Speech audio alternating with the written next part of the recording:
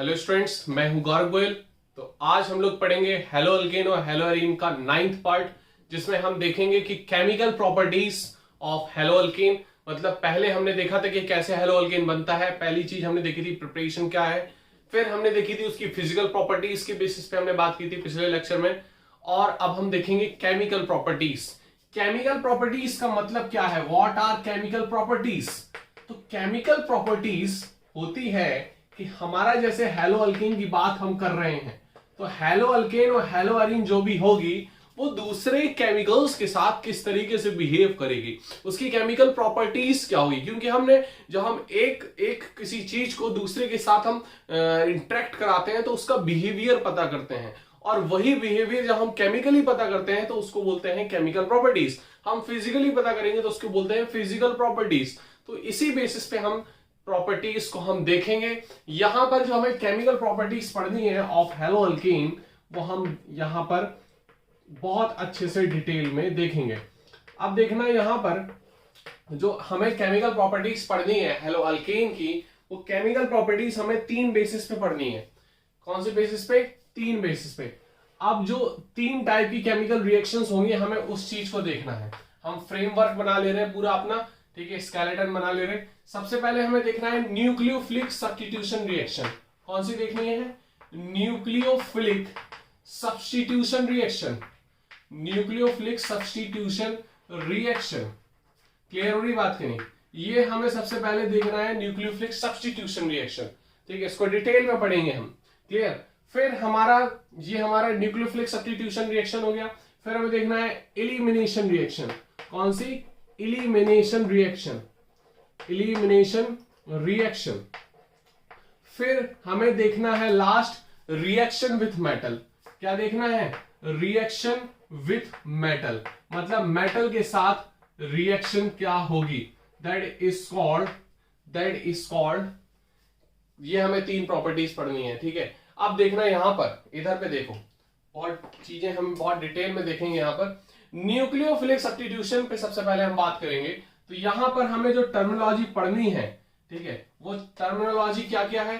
हमें nucleophilic substitution है, ठीक है। यहां पर हम रिएक्शन के अगर हम डिफरेंशिएट कर दें, आपने सुना होगा सब्स्टिट्यूशन रिएक्शन, है ना। सब्स्टिट्यूशन रिएक्शन का मतलब क्या है? कोई दूसरा एलिमेंट आया, उसने इसको सब्स्टिट्यूट बना के हटा दिया, है ना, सब्स्टिट्यूट कर दिया मतलब बेसिकली। तो यहां पर बेकरी जो बेसिकली हम बात करें,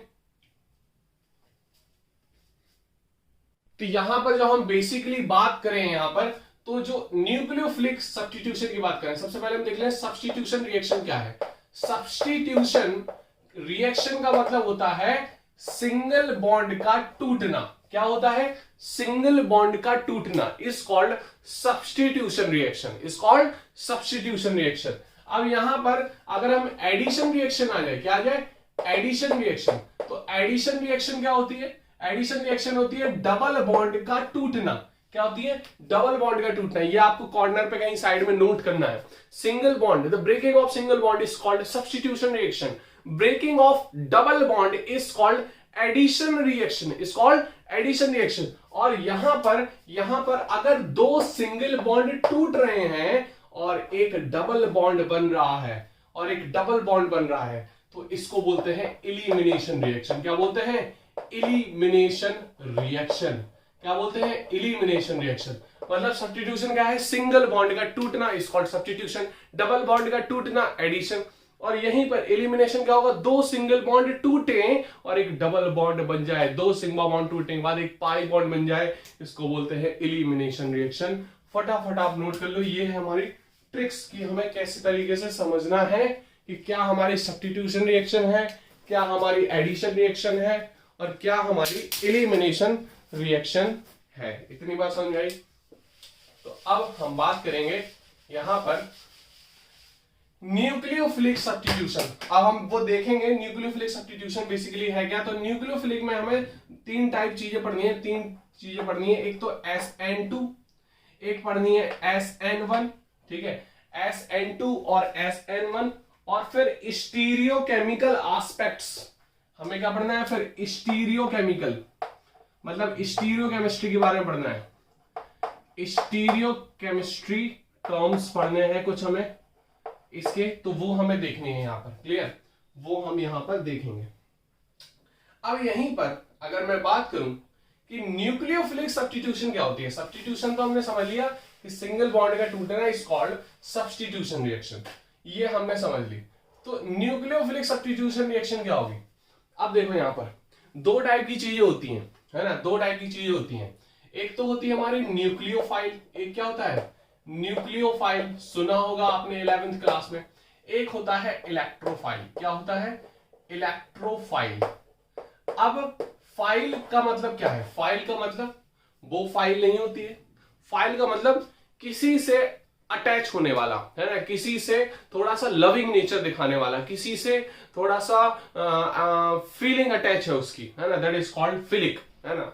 तो यहां पर न्यूक्लियोफिलिक मतलब यहां पर दो टर्म आ रहा है, एक तो न्यूक्लियो या आ रहा है न्यूक्लियस से न्यूक्लियोफिलिक। अब न्यूक्लियस जो होता है वो कैसा होता है पॉजिटिवली चार्ज, किसकी वजह से प्रोटॉन की वजह से। तो ये जो न्यूक्लियोफिलिक स्पीसीज है ये पॉजिटिव चार्ज लविंग स्पीसीज है, मतलब पॉजिटिव चार्ज से ये लव करती है। तो फिर होगी खुद में क्या हुई, खुद में तो नेगेटिव होगी। तो न्यूक्लियोफाइल का जो सिंबल होता है आपने देखा होगा 11th क्लास में पढ़ा होगा, वो होता है NU नेगेटिव। मतलब ये अपने खुद में होती है नेगेटिव और अट्रैक्ट होती है न्यूक्लियस से, तो इसको बोलते हैं न्यूक्लियोफिलिक। क्या बोलते हैं न्यूक्लियोफाइल, क्या बोलते हैं न्यूक्लियोफाइल।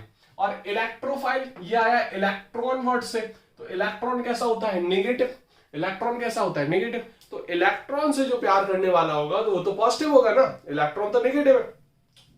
तो ये हमारा होता है, इसको सिंबल होता है E+, क्या होता है E+। तो इस तरीके से इसको शो करते हैं। समझ में आ रही बात की नहीं। तो न्यूक्लियोफाइल में आप लिख सकते हो न्यूक्लियस लविंग स्पीसीज, है ना, nucleus loving species which have high electron density, या फिर बोल सकते हो it's have electron density is called nucleophile, is called nucleophile, and it also donate its electron pair to electron deficient species, and it also donate electron density to electron deficient species. Clear? तो ये हमारा nucleophile कहलाता है। Electrophile क्या होता है, electrophile are electron deficient species. Deficient मतलब कब इलेक्ट्रॉन की कमी होती है तो वो इलेक्ट्रोफाइल होता है। Electrophile is a electron deficient species which attach to the electron density, electron dense elements या इलेक्ट्रॉन डेंसिटी स्पीसीज। जिसके पास इलेक्ट्रॉन डेंसिटी ज्यादा होती है उससे ये अटैच होता है, उसको बोलते हैं हम इलेक्ट्रोफाइल। इतनी बात समझ में आई, इतनी बात समझ में आई। तो दोनों में डिफरेंस लिख सकते हो, दोनों में डिफरेंस लिख सकते हो। क्लियर, क्लियर हो गई बात की नहीं। अब हम बात करते हैं न्यूक्लियोफिलिक सब्स्टिट्यूशन, मतलब सब्स्टिट्यूशन हो रही है और न्यूक्लियोफाइल अटैक करेगा, is called nucleophilic substitution reaction. अब जो न्यूक्लियोफाइल अटैक करेगा और सब्स्टिट्यूशन रिएक्शन होगी उसको बोलते हैं न्यूक्लियोफिलिक सब्स्टिट्यूशन रिएक्शन। ये हमें SN2 पढ़नी है और SN पढ़नी है और कुछ हमें स्टीरियोकेमिस्ट्री के टर्म्स पढ़ने हैं। SN2 हमारी क्या कहलाती है, SN2 को सबसे पहले 1937 में क्रिस्टोफर इनगोल्ड क्रिस्टोफर ने सबसे पहले बताया था। किसने, इनगोल्ड क्रिस्टोफर ने। क्योंकि न्यूक्लियोफाइल और इलेक्ट्रोफाइल जो टर्म है वो भी इन्हीं ने बताया थी, इनगोल्ड क्रिस्टोफर ने कब 1937 में। क्लियर, ये नोट कर लिया करो कुछ चीजें जो हम इंपॉर्टेंट आपको बता रहे हैं। ठीक है, इसको फटाफट आप हटा इसको नोट करो, फिर हम आगे बढ़ते हैं न्यूक्लियोफिलिक सब्स्टिट्यूशन रिएक्शन पे। ठीक है, अब देखना हमें पढ़ना क्या है, न्यूक्लियोफिलिक सब्स्टिट्यूशन रिएक्शन। हमने इलेक्ट्रोफाइल और न्यूक्लियोफाइल जान लिया। ठीक है, अब न्यूक्लियोफाइल को अगर लिखना है तो न्यूक्लियोफाइल की डेफिनेशन आप लिख सकते हो, न्यूक्लियोफाइल की डेफिनेशन आप लिख सकते हो, है ना। इलेक्ट्रॉन, क्या लिखना है आपको, लिखना क्या है आपको, electron electron electron rich species, electron rich species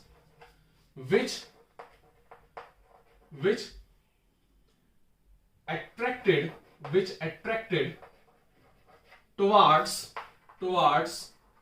electron deficient species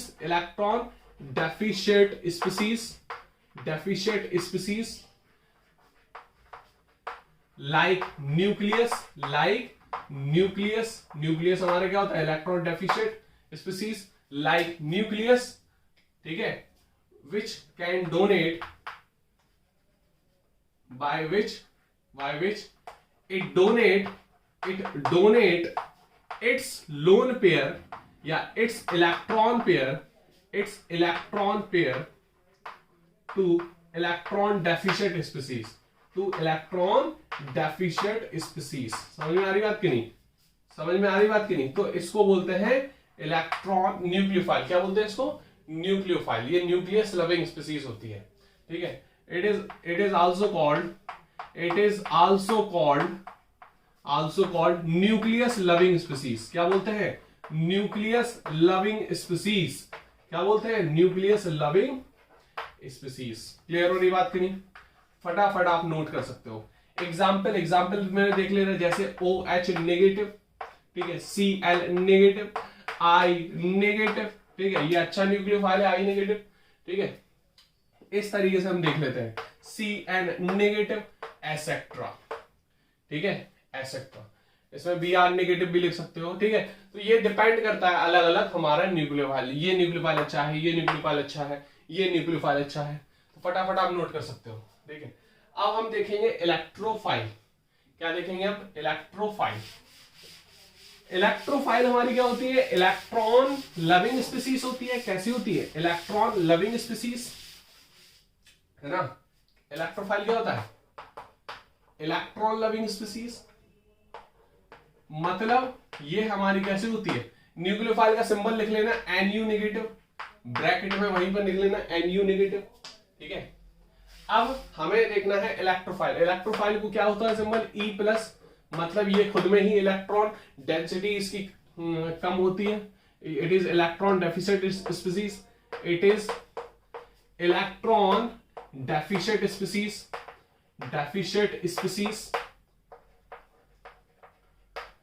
which attracted towards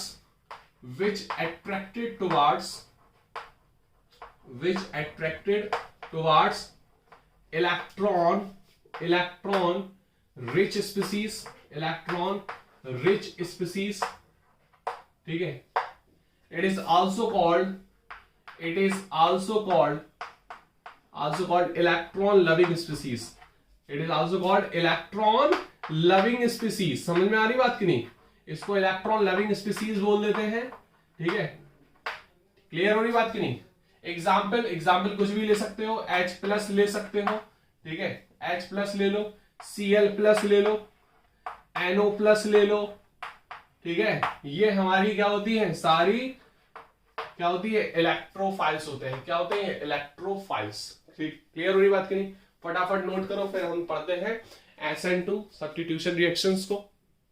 यहां पर हम देखते हैं अब कि केमिकल प्रॉपर्टीज में हमारा न्यूक्लियोफिलिक सब्स्टिट्यूशन रिएक्शन कौन सी देखनी है?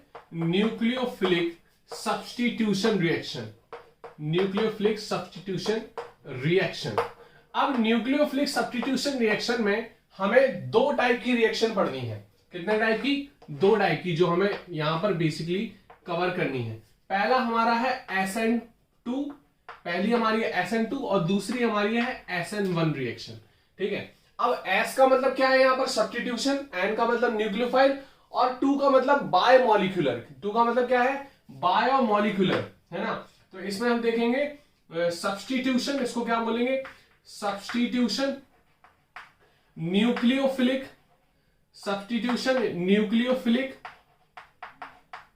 बायोमोलिक्यूलर। क्लियर? यहां पर सब्स्टिट्यूशन न्यूक्लियोफिलिक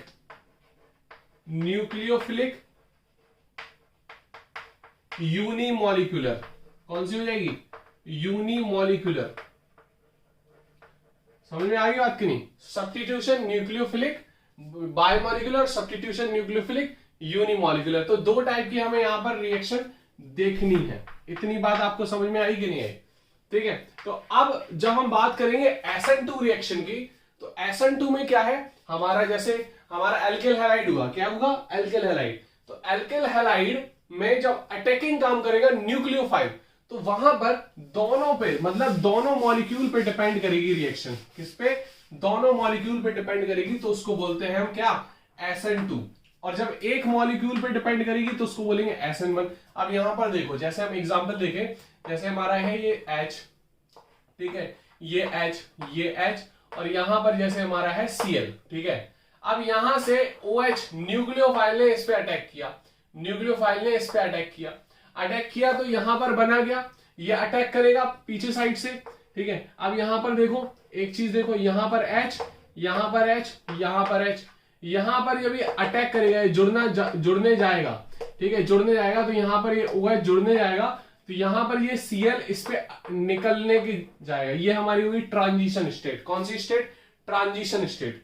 तो यहां पर होगा क्या, ट्रांजिशन स्टेट को इस तरीके से डिनोट कर देते हैं। ट्रांजिशन स्टेट वो स्टेट होती है जब बॉन्ड ब्रेकिंग और बॉन्ड मेकिंग दोनों साइमल्टेनियसली प्रोसीड करती है ना। What is transition state? लिख सकते हो ट्रांजिशन स्टेट। ट्रांजिशन स्टेट वो स्टेट होती है केमिकल रिएक्शन में when bond breaking and bond making takes place simultaneously. तो ये हमारा हो गया ट्रांजिशन स्टेट। और ट्रांजिशन स्टेट के बाद यहां पर बनता क्या है हमारा, ये हमारा H सीधे रहता है इस तरीके से और पीछे साइड से यहां पर OH जुड़ जाता है। क्या जुड़ जाता है? OH हमारा जुड़ जाता है और Cl हमारा निकल जाता है, Cl हमारा निकल जाता है। तो इस हमारी जैसे ये उल्टा हो गया, Cl यहां जुड़ा था और OH वहां पर उस तरफ जुड़ा, तो ये जो प्रोडक्ट है वो कैसा बन गया हमारा? इन्वर्जन। जो प्रोडक्ट है वो क्या हो गया? इन्वर्टेड बन गया, मतलब इन्वर्जन शो किया इसने। क्या किया? इन्वर्जन शो किया। तो SN2 रिएक्शन में हमारा क्या है? इन्वर्जन शो होता है। क्या होता है? इन्वर्जन शो होता है। समझ में आ रही बात की नहीं? ये हमारा OH है, इसने अटैक किया पीछे साइड से और यहाँ पर ट्रांजिशन स्टेट बनी हमारी, और ये हमारी इसको बोल सकते हो ट्रांजिशन स्टेट। क्या होगी? Transition state. तो SN2 रिएक्शन में बनती है ट्रांजिशन स्टेट। कौन सी रिएक्शन बनती है? Transition state. तो ये हो गई हमारी SN2 मैकेनिज्म।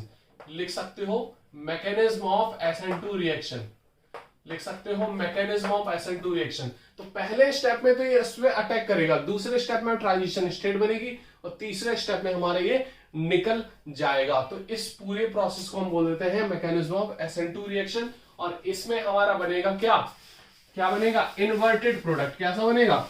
इन्वर्टेड प्रोडक्ट हमारा फॉर्म्ड हो जाएगा। इतनी बात समझ में आ रही? ठीक है।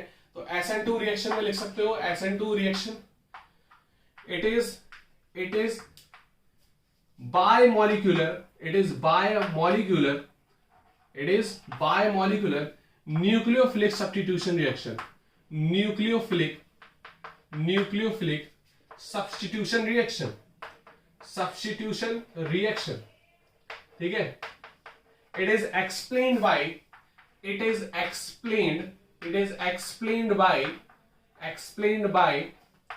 Christopher in 1937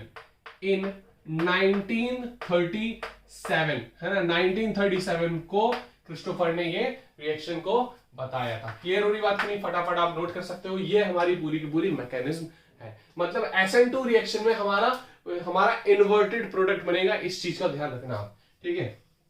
अब जैसे ही हमने बात की अब SN1 रिएक्शन की, तो यहां पर ये देख रहे हो सिंगल बॉन्ड टूटा, मतलब सब्स्टिट्यूशन रिएक्शन हो रही है और न्यूक्लियोफाइल अटैक कर रहा है, तो इसलिए बोलते हैं न्यूक्लियोफिलिक सब्स्टिट्यूशन रिएक्शन। और जब भी ट्रांजिशन स्टेट बने तो ट्रांजिशन स्टेट में समझ जाना कि हमें ये भी मॉलिक्यूल इंपॉर्टेंट है और ये वाला भी मॉलिक्यूल इंपॉर्टेंट है, मतलब दोनों मॉलिक्यूल हमें साफ साफ जब दिख रहे हो तो उसको बोल देंगे बायोमॉलिक्यूलर रिएक्शन। क्या बोल देंगे? Biomolecular reaction.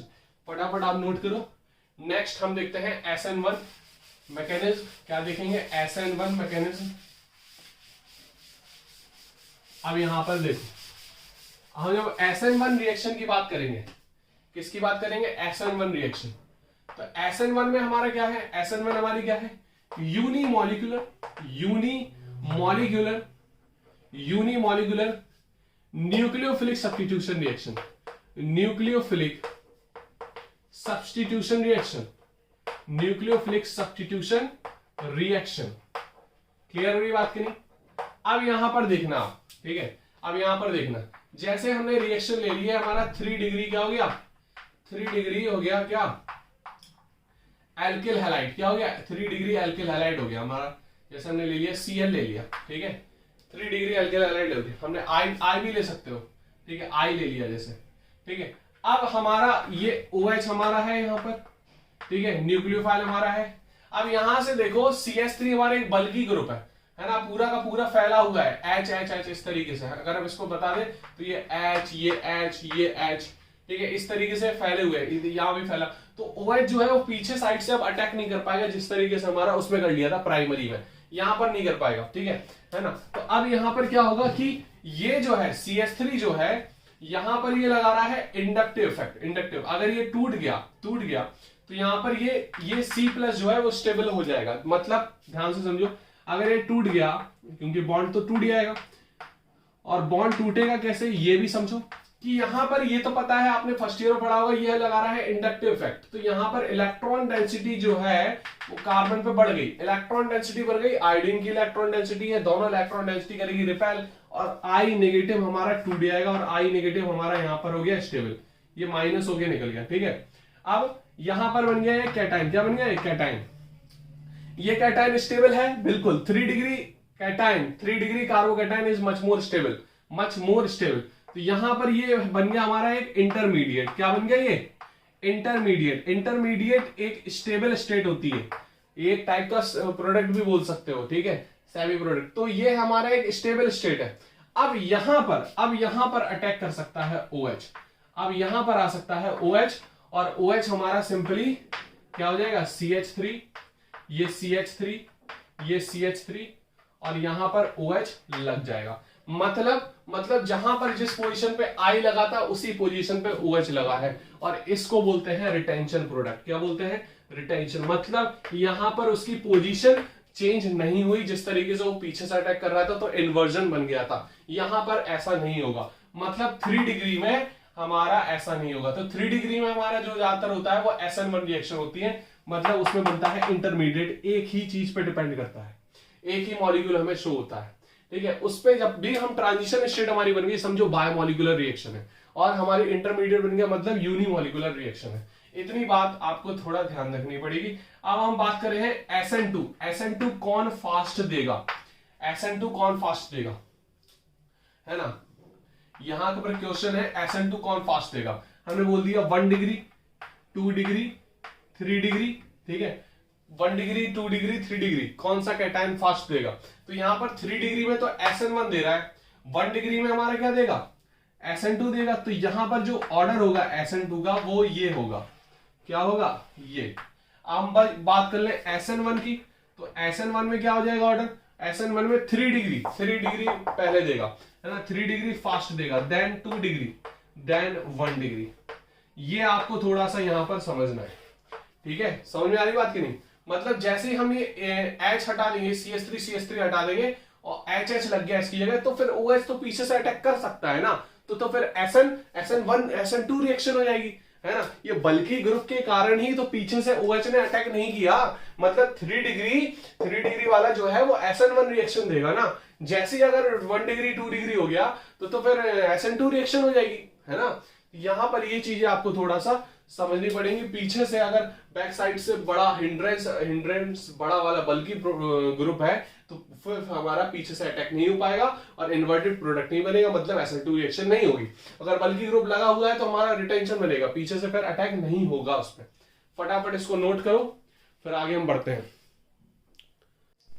तो यहां पर मतलब हमने SN1 और SN2 मतलब दोनों की बात कर ली कि SN1 हमारा किस तरीके से काम करता है और SN2 क्या काम करता है। SN2 में हमेशा क्या होगा, मतलब दोनों मॉलिक्यूल हमें दिखेंगे, मतलब ट्रांजिशन स्टेट देखेगी, एक अटैक करने वाला होगा और एक निकलने वाला होगा, है ना। तो यहां पर ट्रांजिशन स्टेट बन रही है तो ये हमारी SN2 रिएक्शन हो जाएगी। कौन सी SN2, मतलब बायोमोलिकुलर न्यूक्लियोफिलिक सब्स्टिट्यूशन रिएक्शन। यहां पर ट्रांजिशन स्टेट बनती है, ठीक है। और प्रोडक्ट कैसा बनता है, इन्वर्जन, इन्वर्टेड प्रोडक्ट देता है हमेशा, ये याद रखना है। SN2 में इन्वर्टेड प्रोडक्ट देगा, यहां से अटैक होता, ठीक है, और ये वाला निकल जाएगा। तो पीछे से अटैक हो रहा है ना, तो उल्टा बन जाएगा ना प्रोडक्ट, दो बन जाएगा उल्टा, है ना।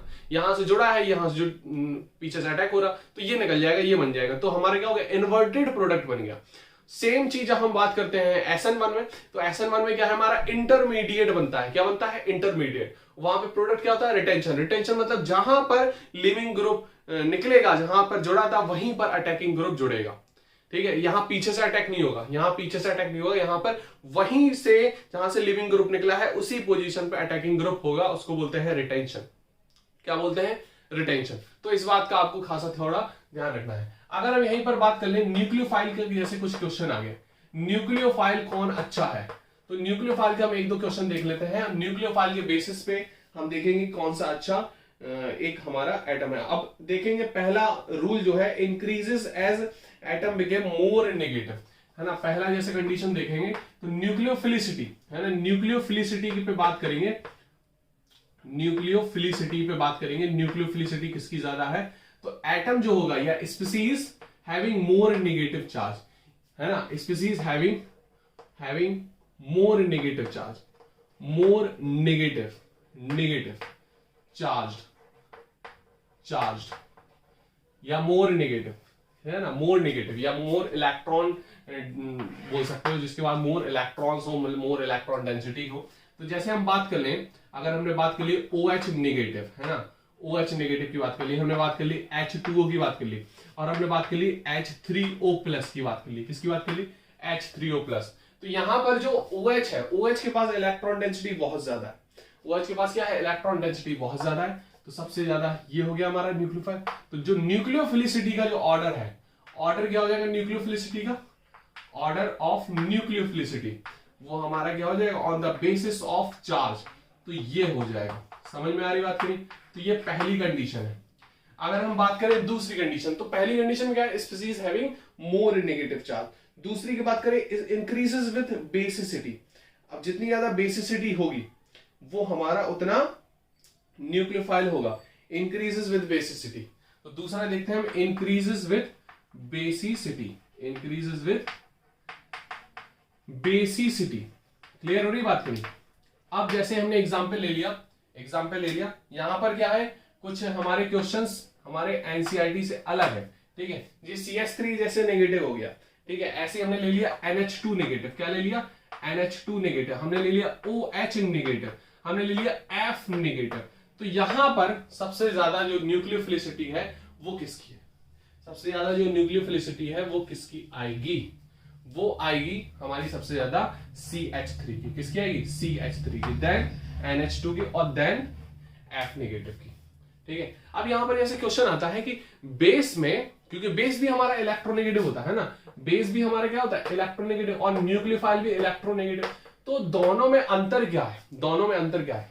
जो बेस होता है वो अटैक करता है हाइड्रोजन आयन पर। किस पे अटैक करता है? हाइड्रोजन आयन पे।